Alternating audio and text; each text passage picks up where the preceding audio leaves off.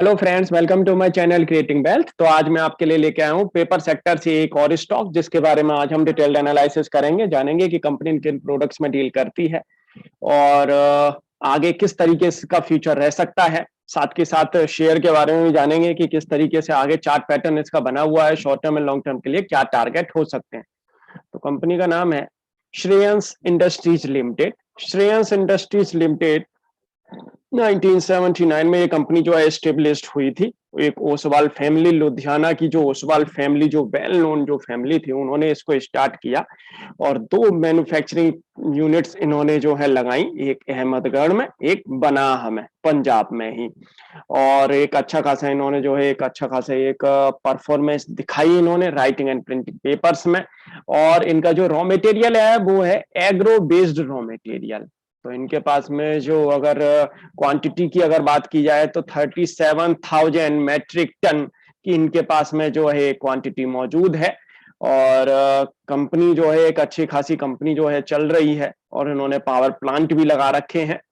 और कंपनी के जो मेजर जो कंपनी का जो पेपर है वो कहाँ पे यूज होता है, तो मैं उसके बारे में आपको बता दूं तो publishers, copy manufacturer, job printer, various states, text book boards, export of notebooks and diaries, printing and stationery department, railways, PNT department, security press. इस तरीके से मतलब प्रिंटिंग एंड पब्लिशिंग में, राइटिंग एंड प्रिंटिंग में सबसे ज्यादा इनका जो है पेपर यूज होता है। जिसमें आप देख सकते हैं इनके पास में एक अच्छी खासी रेंज है, 44 जीएसएम से 200 जीएसएम। और इस तरीके से कंपनी का एक ये जो है प्रोफाइल है पेपर इंडस्ट्री से रिलेटेड। तो कंपनी जो है पेपर सेक्टर के लिए, पेपर सेक्टर में अपना जो है कारोबार कर रही है और एक अच्छा खासा राइटिंग एंड प्रिंटिंग के लिए जो है पेपर्स कंपनी जो है बनाती है।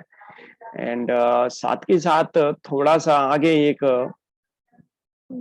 और ज्यादा विस्तार से अगर बात की जाए पेपर इंडस्ट्री के बारे में, तो पेपर इंडस्ट्री में जो आप देखेंगे तो हमारी इंडिया की करीब करीब 5% की प्रोडक्शन रहती है अगर टोटल वर्ल्ड को अगर देखा जाए।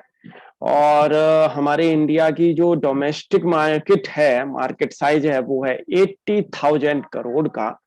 और एस्टिमेटेड हमारी जो इंडस्ट्री है उससे जो है 70,000 करोड़ की जो है एक टर्नओवर निकल के आ रहा है। तो मार्केट देखेंगे उसी के जस्ट आसपास का ही टर्नओवर निकल के आ रहा है। और जिस तरीके से धीरे धीरे ये जो है मार्केट में जो रॉ मटेरियल की जो यूज जो होता है, तो रॉ मटेरियल जो है wood, bamboo, recycled fibre, bagasse, wheat straw, rice husk, तो ये जो है रॉ मटेरियल है जिनका जो है यूज होता है पेपर को बनाने के लिए। तो अगर बात की जाए तो आगे जिस तरीके से धीरे धीरे गवर्नमेंट भी पूरा सोच रही है और जिस तरीके से इंडियन पेपर मैनेजमेंट जो है एसोसिएशन जो बोर्ड है, तो वो भी आगे एक जो अपने जो रॉ मटेरियल है उसको बढ़ाने के लिए उन्होंने भी आगे काफी एक एरिया में एक फॉरेस्ट बेस्ड इंडस्ट्री को एक मतलब काफी इन्होंने भी जो है जो प्लांट है उनको लगाना स्टार्ट किया है।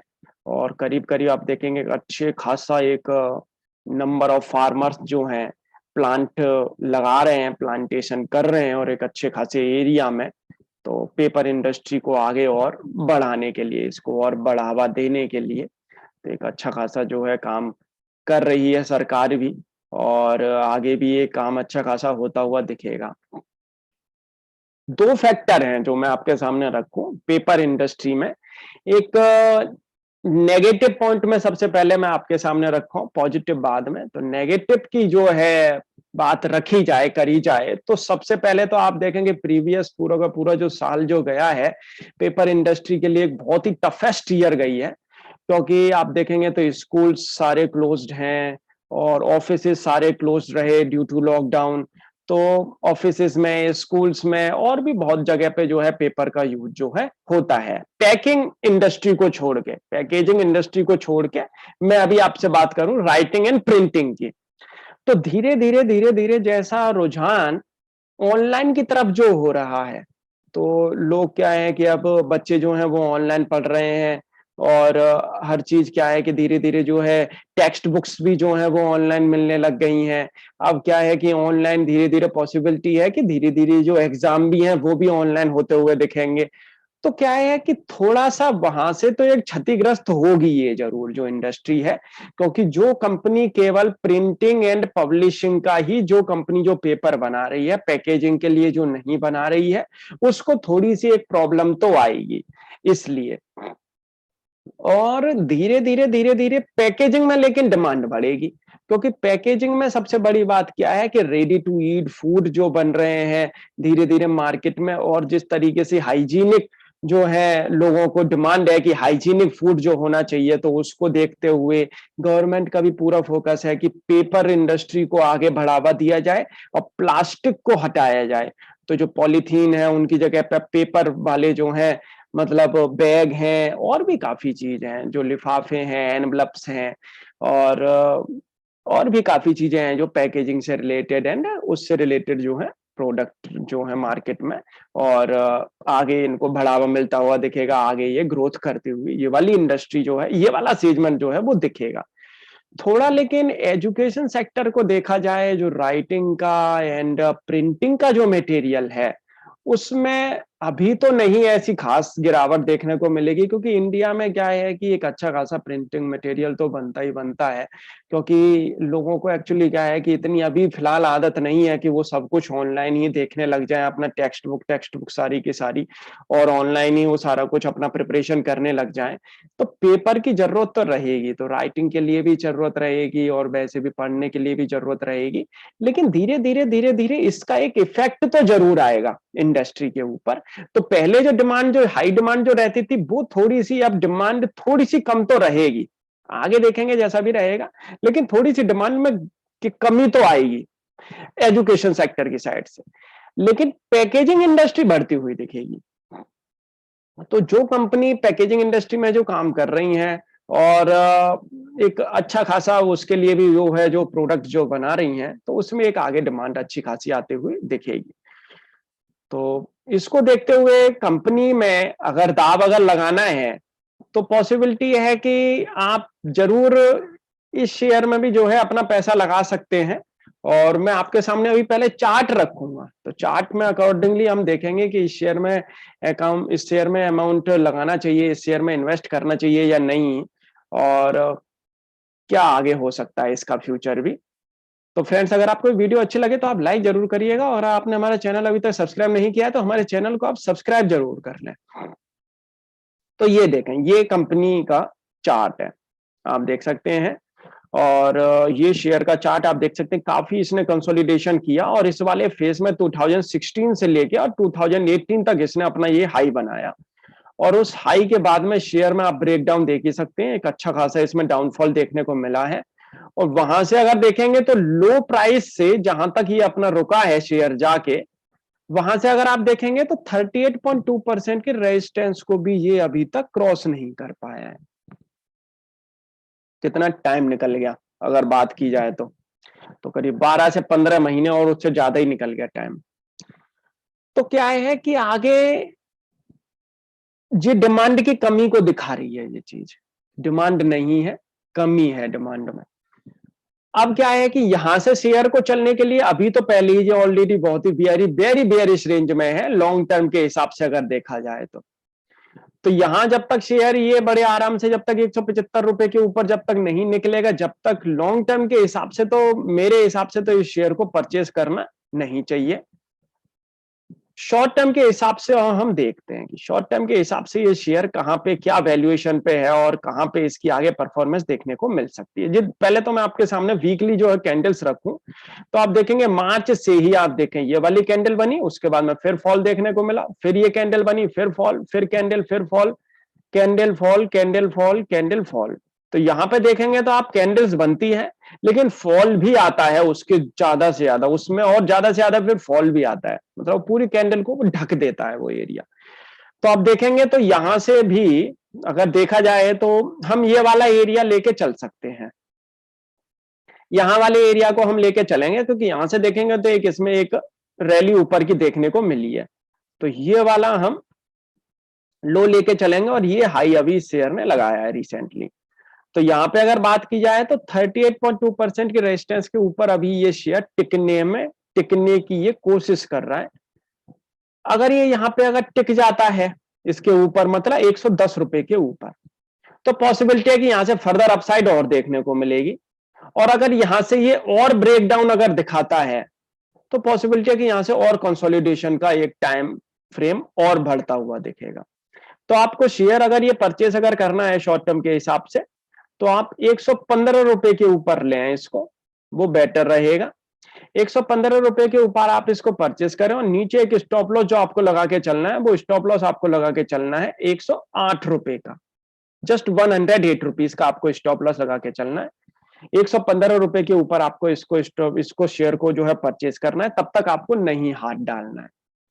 उसके बाद में इस शेयर का जो एक प्राइसिंग जो निकल के आ सकती है, वो इसको 130, जो अभी इन्होंने जो रिसेंटली जो हाई लगाया है इस शेयर ने, वहां तक ये पहुंचता हुआ दिखेगा। और उससे भी हो सकता है कि 10-15 रुपए ये ऊपर जाता हुआ दिखे, लेकिन आने वाले 2 से 3 महीने के अंदर, जैसा मुझे लगता है, जैसा इसका चार्ट फॉर्मेशन है उस हिसाब से। हालांकि पेपर इंडस्ट्री में रैली आ रही है, ऊपर के भी शेयर चल रहे हैं, तो ये शेयर भी क्या है कि ये भी दमदारी दिखा रहे हैं। लेकिन फॉर्मेशन जिस हिसाब का जो हो रहा है शेयर के चार्ट का, तो इतना एक अच्छा खासा एक स्ट्रॉन्ग फॉर्मेशन नहीं देखने को मिल रहा है शेयर में, चार्ट में। तो बढ़ेगा, लेकिन इतनी जल्दी नहीं बढ़ेगा, टाइम लेके जी बढ़ेगा। तो आपके सामने मैं अगर कुछ और पॉइंट्स इसके रखूं, तो आप पॉइंट्स के बारे में बात करें तो मार्केट कैप देखेंगे तो 152 करोड़ का है, माइक्रो कैप कंपनी है, 7 की ईपीएस है, 10 की फेस वैल्यू है। एंड साथ के साथ कुछ हम डिविडेंड की बात कर लेते हैं। तो डिविडेंड पे अगर नजर डालें तो रेगुलर डिविडेंड पे कर रही है कंपनी। ये खास बात है इस कंपनी की, कि इतना माइक्रो कैप कंपनी होते हुए भी डिविडेंड रेगुलर पे कर रही है।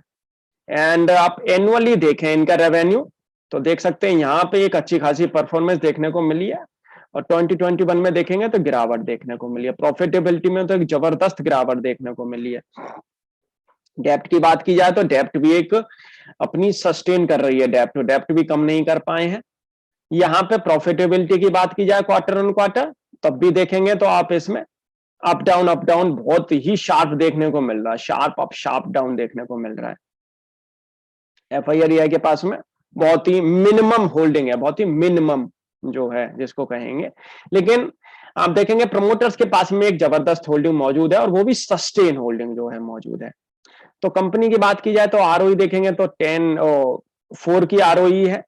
डेप्ट टू इक्विटी रेशियो देखेंगे तो कम ही है, ज्यादा डेप्ट है नहीं कंपनी के ऊपर, लेकिन जिस हिसाब से मार्केट कैप देखेंगे तो उस हिसाब से डेप्ट भी इसके पास में एक है।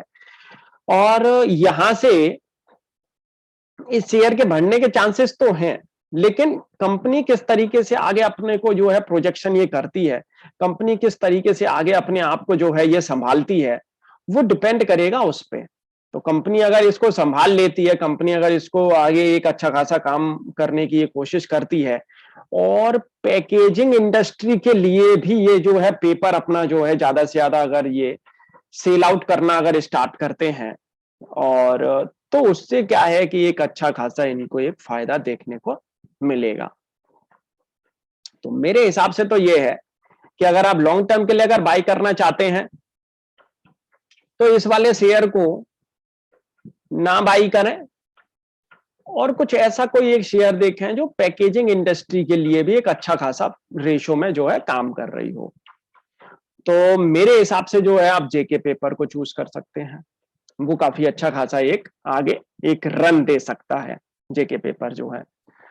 और आने वाले टाइम में देखते हैं किस तरीके से ये जो है कंपनी का, और मार्केट लीडर भी है जेके पेपर जो है, पैकेजिंग के लिए भी प्रोडक्ट बना रही है एंड प्रिंटिंग एंड पब्लिशिंग के लिए भी। और जिनकी अगर इसमें उन्होंने ऑलरेडी इसमें होल्डिंग ले रखी है, तो वो ये है कि अपना एक स्टॉप लॉस के अकॉर्डिंगली इसको एक सस्टेन करके रख सकते हैं आगे जैसी भी। क्योंकि जेके पेपर का मैं इसलिए आपको एक सॉल्यूशन बता रहा हूं, जेके पेपर आगे न्यू प्लांट भी लगा रही है, तो इनकी तरफ से ऐसा कुछ अभी तक नहीं आया है। लेकिन जेके पेपर ही एक कंपनी ऐसी है पेपर इंडस्ट्री में जिन्होंने अभी हाल ही में बोला है कि आगे ये प्लांट एक्सपेंशन कर रहे हैं, न्यू प्लांट लगा रहे हैं। तो आगे वो डिमांड को कैटर करते हुए दिखेंगे, आगे उसमें एक ग्रोथ के पैरामीटर्स ज्यादा बनते हुए दिखेंगे। तो मेरे हिसाब से आप उसको परचेस करेंगे, जेके पेपर को अगर परचेस करेंगे तो वो अच्छा रहेगा। जिनकी इसमें होल्डिंग है, धीरे धीरे अपनी होल्डिंग को, ये है कि अगर उन्हें रखनी है तो आप जरूर रख सकते हैं। और जिन्हें लेकिन अपना न्यू अगर इसमें एक इन्वेस्ट करना है तो एक अच्छा ऑप्शन रहेगा जेके पेपर इन्वेस्ट करने के लिए। तो फ्रेंड्स, आपको ये वीडियो कैसी लगी आप मुझे जरूर कमेंट करके बता सकते हैं। और आपको इस शेयर से रिलेटेड अगर कोई भी क्वेरी और है तो आप मुझे कमेंट करके पूछ भी सकते हैं। और अपना एनालिसिस लेकिन जरूर करें शेयर को बाई करने से पहले, उसके बाद ही शेयर को बाई करें। Thank you.